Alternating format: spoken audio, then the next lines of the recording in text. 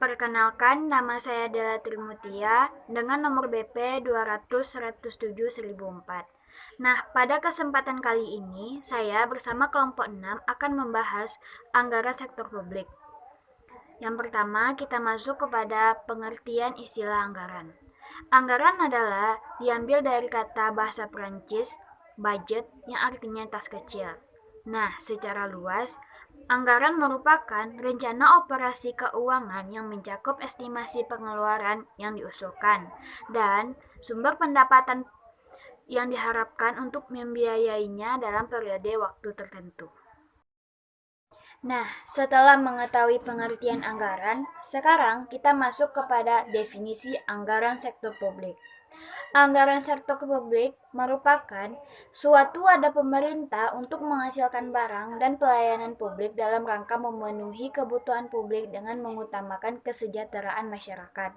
Dalam menjalankan segala aktivitasnya, sektor publik menyusun seluruh kegiatan dan program kerja dalam sebuah anggaran. Nah, setelah mengetahui pengertian anggaran sektor publik, sekarang kita masuk kepada fungsinya.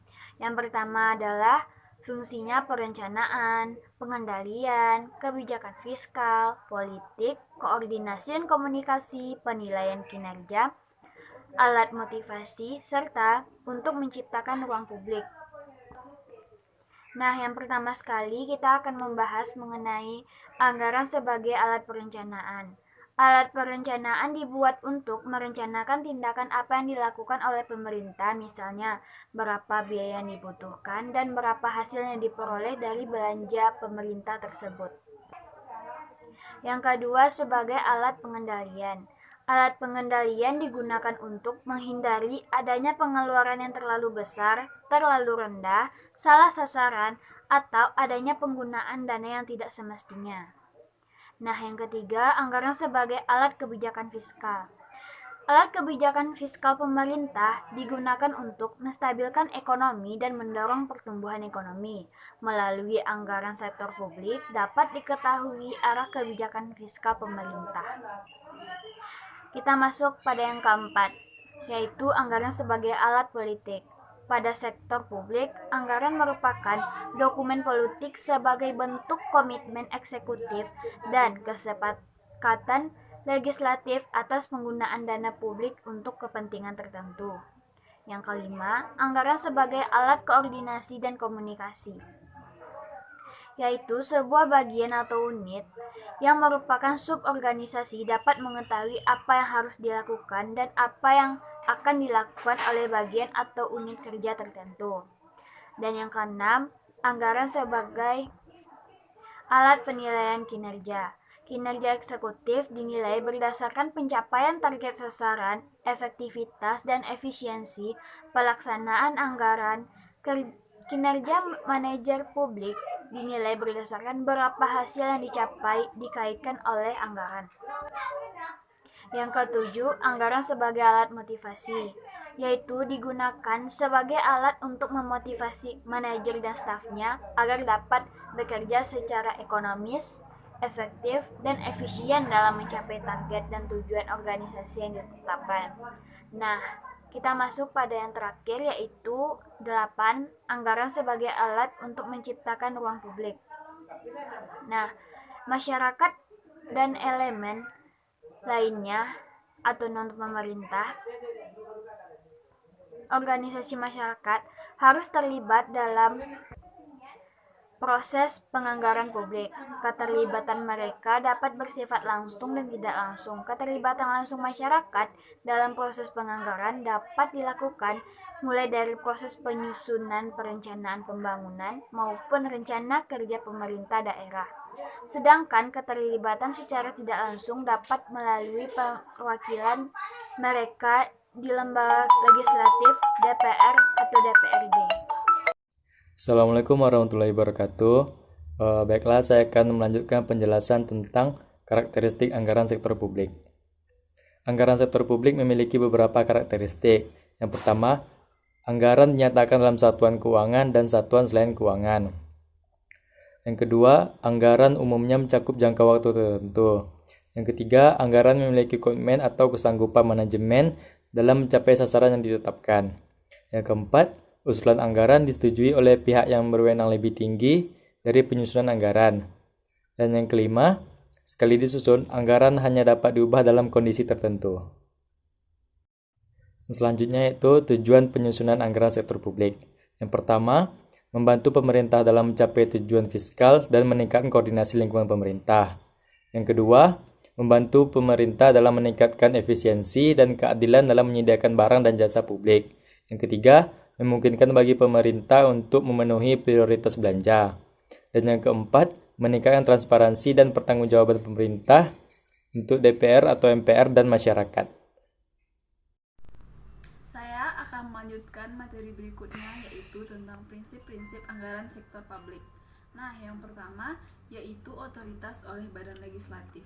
Dalam menetapkan suatu anggaran keuangan negara atau anggaran sektor publik, anggaran tersebut terlebih dahulu harus mendapatkan otoritas dari pihak legislatif sebelum akhirnya berada pada eksekutif dan akhirnya melakukan pembelanjaan pada anggaran tersebut. Selanjutnya yaitu komprehensif. Anggaran yang dibuat haruslah menunjukkan semua penerimaan dan juga pengeluaran pemerintah. Maka dari itu, adanya dana atau anggaran non-budget pada hakikatnya mengingkari prinsip anggaran yang sifatnya komprehensif. 3. Keuntungan anggaran. Selanjutnya adalah prinsip keuntungan anggaran, yakni semua penerimaan dan belanja pemerintahan haruslah terhimpun dalam dana umum. Yang keempat yaitu non-discretionary appropriation. Artinya, yang disetujui oleh pihak Dewan Legislatif harus dimanfaatkan secara ekonomis, efektif, dan efisien. Yang kelima, periodik. Anggaran adalah suatu proses yang sifatnya periodik, dapat tahunan ataupun multi. Keenam yaitu akurat. Estimasi anggaran seharusnya tidak memasukkan cadangan yang tersembunyi, yang mana ini menyebabkan pembengkakan dan pemborosan serta inefisiensi anggaran, yang mana bisa menyebabkan munculnya underestimate pendapatan dan juga overestimate pengeluaran. Yang ketujuh yaitu jelas. Dalam melakukan penganggaran, anggaran seharusnya dibuat secara sederhana, dapat dipahami masyarakat, dan juga tidak membuat bingung orang lain. Dan yang terakhir yaitu diketahui publik. Prinsip selanjutnya adalah anggaran yang dibuat haruslah luas, atau dengan kata lain diinformasikan kepada masyarakat luas dan terdapat kemudahan untuk mengaksesnya. Selanjutnya, pengertian APBD. Pengertian APBD atau Anggaran Pendapatan dan Belanja Daerah adalah suatu rencana keuangan tahunan dari pemerintahan daerah yang sebelumnya telah disetujui oleh DPRD. APBD juga sudah ditetapkan oleh peraturan daerah yang berlaku 1 tahun, yakni mulai 1 Januari hingga 31 Desember. Assalamualaikum warahmatullahi wabarakatuh. Perkenalkan, nama saya Anggun Aulia. Pada kesempatan kali ini saya akan menjelaskan materi tentang fungsi APBD dan tahapannya. Jadi, yang pertama ada fungsi otoritas, di mana APBD menjadi dasar untuk pelaksanaan belanja dan pendapatan pada tahun tersebut. Lalu yang kedua ada fungsi perencanaan, di mana APBD dijadikan pedoman bagi manajemen dalam melaksanakan kegiatan pada tahun tersebut. Lalu selanjutnya ada fungsi alokasi, di mana APBD diarahkan untuk mengurangi pengangguran dan menciptakan lapangan kerja. Lalu ada fungsi distribusi, di mana APBD harus memperhatikan rasa keadilan. Lalu yang terakhir ada fungsi stabilisasi, di mana APBD menjadi alat untuk menjaga keseimbangan fundamental di perekonomian daerah. Lalu selanjutnya masuk ke tahap penyusunan APBD. Dalam Undang-Undang Nomor 17 Tahun 2003, langkah-langkah penyusunan APBD diantaranya adalah: langkah pertama penyusunan APBD yaitu pemerintah daerah mengajukan rancangan APBD kepada DPRD yang disertai dengan penjelasan dan dokumen pendukung. Dan biasanya rancangan ini diajukan pada bulan Oktober pada minggu pertama di tahun sebelumnya. Lalu tahap selanjutnya adalah DPRD meninjau kembali RAPD atau rancangan APBD tadi serta mengambil keputusan setuju atau tidak setuju terhadap rancangan tersebut. Pengambilan keputusan tadi dilakukan selambat-lambatnya 1 bulan sebelum tahun anggaran tersebut dilaksanakan. Masuk ke tahap selanjutnya, jika rancangan APBD tadi disetujui oleh DPRD, maka akan dijadikan APD melalui peraturan daerah. Dan jika tidak disetujui, maka pemerintah boleh menggunakan angka setinggi-tingginya APBD di tahun sebelumnya.